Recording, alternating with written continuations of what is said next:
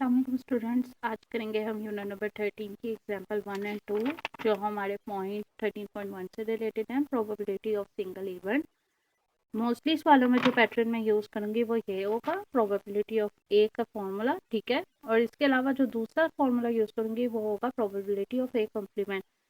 चलें स्टार्ट करते हैं। यूनिट नंबर 13 की एग्जांपल 1 पे आते हैं। अब्दुल रहीम रोल्स द डाइस। अब्दुल रहीम ने एक डाइस को रोल किया। What is the probability of getting the number divisible by 3? हमने प्रोबेबिलिटी किसकी फाइंड करनी है? जो नंबर 3 पे डिवाइड होता हो। तो इसको लिखते हैं। अब सबसे पहले हमारे पास एस का मतलब क्या है? टोटल आउटकम्स के हम जब डाइस रोल करें तो हमारे पास क्या क्या चीज़ें आ सकती हैं? हमारे पास आ सकता है 1 2 3 4 5 एंड 6।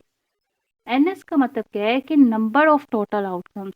तो ये टोटल आउटकम्स कितनी है? 6। इसके बाद इवेंट ए का मतलब है कि फेवरेबल आउटकम्स का हमने लिखना है, यानी हमने अब फाइंड किसकी प्रोबेबिलिटी करनी है? हमने फाइंड करनी है नंबर डिविजिबल बाय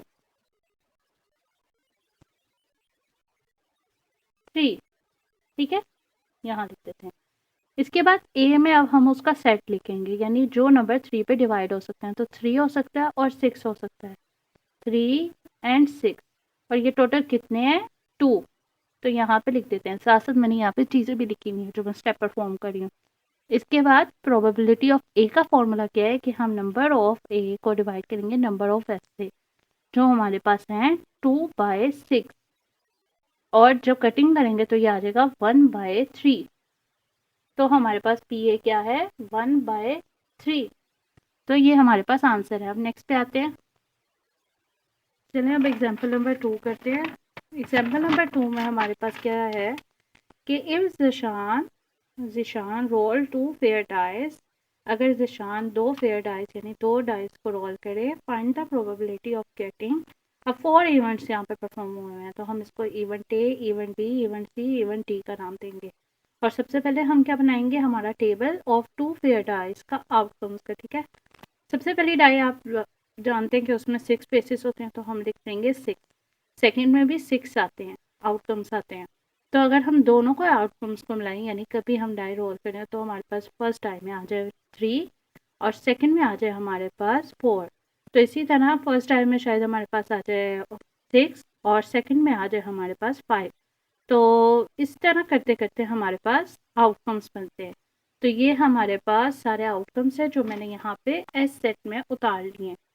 तो स्टार्ट करते हैं। नंबर ऑफ एस सब हमने फाइंड करने हैं। सबसे पहले आप देखें तो हमारे पास ये जितने भी लिखे हैं, इसको काउंट करने से ज़्यादा इजी क्या सोल्यूशन है? हम इसके फेसेस को मल्टीप्लाई करेंगे, यानी फर्स्ट डाई के फेसेस से को मल्टीप्लाई करेंगे सेकंड डाई के फेस 6 से। तो हमारे पास आ जाएगा 36। तो ये टोटल 36 आउटकम्स है। तो अब इवेंट डे हमारे पास क्या है? इवेंट डे यहाँ पे गिवन है कि even numbers on both dice, यानी दोनों डाइस पे इवन नंबर्स होना चाहिए। तो मैंने यहाँ पे लिख दिया इवेंट डे कि इवन नंबर्स फाइंड करने हैं। यहाँ पे बोथ डाइस भी लिख देते हैं, ऑन बोथ डाइस। तो इवन नंबर का मतलब क्या है? कि हमारे यहाँ पे 2 4 यानी जो नंबर 2 पे डिवाइड हो सके वो वाले नंबर। तो अगर देखूँ तो 1 तो इवन नहीं है, तो उसकी पूरी लाइन हमारे पास नहीं होगी। फिर इसके बाद देखूँ तो इधर भी 1 की लाइन है जो इवन नहीं है, ये इवन है 2 2, ठीक है। तो इस पे देखते हैं 2 2 है, 2 4 है और 2 6 है। अब 3 की लाइन भी पूरी नहीं होगी क्योंकि 3 ऑड नंबर है। 5 की लाइन भी नहीं होगी, इसी तरह 4 की लाइन होगी मगर 2 4 और 6 वाली। इसी तरह 6 की लाइन होगी मगर 2 4 6 वाली। तो टोटल 9 है। तो मैं उतार के दिखाती हूँ। तो ये मैंने यहाँ पे सारे इवन नंबर्स की डाइस उतार ली हैं, उसके आउटकम्स जो आ सकते हैं। अब इसके आगे आते हैं। अब ये टोटल कितने हैं हमारे पास? तो हम लिख लेते हैं 9।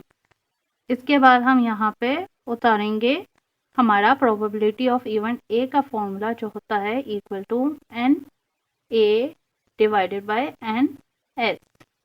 एन ए में क्या आ जाएगा? 9 और डिवाइड में क्या आ जाएगा? 36। और आपको पता है 9 की टेबल पे 4 पे 36 आता है, तो 1 डिवाइड बाय 4 आ जाएगा हमारे पास आंसर। तो हमारे पास इवेंट ए का आंसर क्या है? 1 डिवाइडेड बाय 4। तो अब हम सेकंड पे भी जाते हैं। नेक्स्ट वन क्या है? Multiple of 3 on both dice. तो अब चेक करते हैं इसमें 3 के मल्टीपल्स क्या होंगे जो 3 पे डिवाइड होंगे। तो अब देखते हैं 3 के टेबल पे आते हैं तो 3 हो सकता है मगर 1 नहीं हो सकता, 2 और 3 यहाँ पे आ जाते हैं। ये हो सकता है हमारे पास एक 3 3, इसके बाद हमारे पास 3 6 हो सकता है। अब 4 और 5 तो आपको पता है 3 के टेबल पे नहीं आते, तो ये पूरी लाइन नहीं होगी। इसके बाद 6 आ सकता है, तो 6 पे देखें 1 नहीं आता, 2 नहीं आता, 3 आता है। तो 6 और 3 हो सकता है और इसके अलावा 6 और 6 हो सकता है। तो ये टोटल 4 मल्टीपल्स है। तो लिख लेते हैं। तो यहाँ पे मैंने इवन बी के सेट को उतार लिया। इसके बाद ये टोटल कितने हैं 4, और यहाँ पे मैं वैल्यू को उतारती हूँ 4 डिवाइडेड बाई 36। अब 4 के टेबल पे 36 किधर आता है 9 पे, तो 1 डिवाइडेड बाई 9। तो प्रोबेबिलिटी ऑफ बी क्या है 1 डिवाइडेड बाई 9। तो अब हमारे पास इवन सी क्या है, even number on the first dice, जो फर्स्ट डाइस है उस पर इवन नंबर हो जो 2 पे यानी आते हैं, और the number 3 on the second dice, और सेकंड डाइस पे 3 हो। तो अब देखें यहाँ पे हमारे पास फर्स्ट वाली साइड पे, यानी अगर आप देखें तो यहाँ फर्स्ट सेकंड करके लिखा हुआ है, मगर ये याद रखें कि ये वाली जो साइड है जो फर्स्ट नंबर है वो फर्स्ट डाइस का, और जो सेकंड नंबर है वो सेकंड डाइस का है। तो इस तरह उन्होंने फर्स्ट सेकंड तो लिख दिया, मगर आप इसको फर्स्ट और इसको सेकंड ऐड करें, इससे आपको आसानी होगी। अच्छा अब इधर आते हैं। हमारे पास फर्स्ट डाइस में क्या होना चाहिए इवन नंबर, तो 2 4 और 6 यानी हमारे पास लाइंस हैं जो इवन नंबर्स की हैं। अब हमारे पास सेकंड डाइस पे नंबर 3 होना चाहिए, यानी 1 2 4 5 6 तो हो नहीं सकती लाइन, 3 नंबर वाली लाइन होनी चाहिए। तो अगर हम देखें इसको जोड़ें तो क्या बनता है 2 और 3, और इसी तरह 4 और 3 और 6 और 3, तो ये टोटल 3 हैं जो मैंने यहाँ पे उतार लिए हैं, सी इवेंट पे उतार लिए हैं। तो अब इसको हम देखते हैं कि कितने हैं 3, तो मैंने यहाँ नंबर ऑफ सी भी 3 लिख दी है। अब यहाँ पे लिख लेते हैं वैल्यूज़ प्रोबेबिलिटी ऑफ सी के फॉर्मूले में 3/36, जो कट करने के बाद आता है हमारे पास 1/12।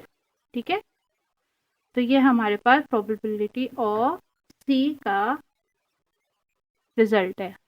तो नेक्स्ट पे आते हैं। चलिए इवन 4 क्या हमारे पास कि एटलीस्ट द नंबर 3 होना चाहिए फर्स्ट डाइस पे और number 4 on the second dice. अब एटलीस्ट द नंबर 3 का मतलब क्या है, ये आगे भी जितने भी क्वेश्चन आएंगे उसमें ये लफ्ज आएगा at least number 3, at least. Okay, at least का मतलब है कि कम से कम 3 होना चाहिए या 3 से ज़्यादा होना चाहिए, इससे कम पे नहीं जाना। तो यहाँ पे मैंने यहाँ पे उतार ली है कि हमारे पास फर्स्ट डाइस पे या तो 3 से ज़्यादा होना चाहिए या 3 होना चाहिए, और सेकंड डाइस पे नंबर 4 होना चाहिए। तो मैंने उसके मुताबिक हमारे सेट्स में से देख लिए हैं। यहाँ पे देखें कि एटलीस्ट 3 होना चाहिए, तो 3 यहाँ पे आ गए। ओके, 3 और 4 और 5 और 6 की लाइन आ गई। ठीक है, ये एटलीस्ट 3 और उससे ग्रेटर। अब सेकंड पे उसने क्या कहा कि हमारे पास 4 होना चाहिए, तो यहाँ देखूँ तो मेरे पास सिर्फ 4 की लाइन आएगी। तो यहाँ से 3 4 5 6 और यहाँ पे 4 की लाइन, तो ये वाली चीज़ें तो हट गई क्योंकि 1 2 3 की लाइंस नहीं है, तो ये 4 की लाइन आएगी। तो 3 4 4 4 5 4 और 6 4 होना चाहिए। तो मैंने यहाँ पे वो वैल्यूज उतार ली हैं। अब इसके टोटल कितनी वैल्यूज दिखी हुई हैं, 4 आउटकम्स है हमारे पास फेवरेबल, और इसके बाद मैंने फॉर्मूला उतारा है प्रोबेबिलिटी ऑफ डी इवेंट का, जिसमें मैंने वैल्यूज पुट किया तो मेरे पास 1/9 आया है। तो हमारे पास प्रोबेबिलिटी ऑफ डी क्या है 1/9। अगर आपको कोई चीज़ समझ ना आई हुई तो लाजमी कमेंट सेक्शन में पूछिएगा। अल्लाह हाफिज़।